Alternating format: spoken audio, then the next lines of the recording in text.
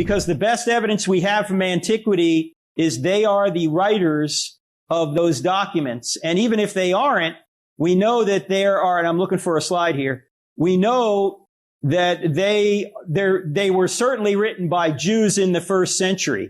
Like, for example, if you read the Gospel of Matthew.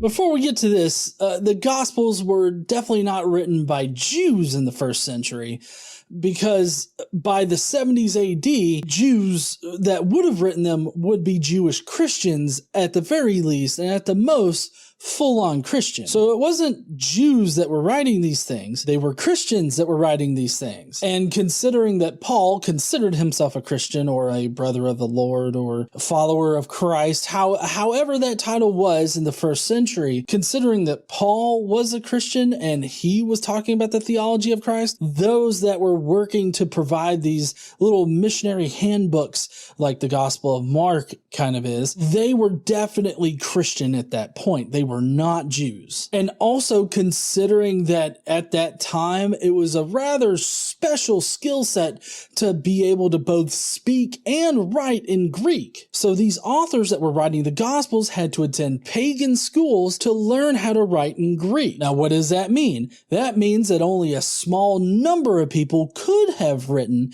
these Gospels. But more importantly, Mark, Matthew, Luke, John, all of those people, they were definitely not in that group of people. So there's no way that they could have written the Gospels. They were poor peasant folk. That's the entire point of them being from the lower class. It factors in with Jesus's whole message of the least shall be first. Really, it's the Bible's whole message of the least shall be first, because you see, these people that were in the lower class, the least of society, that is regularly who God chose in order to make grand pronouncements and display his glory. Giggity. So it makes sense that God or Jesus would have chosen from that particular group of people.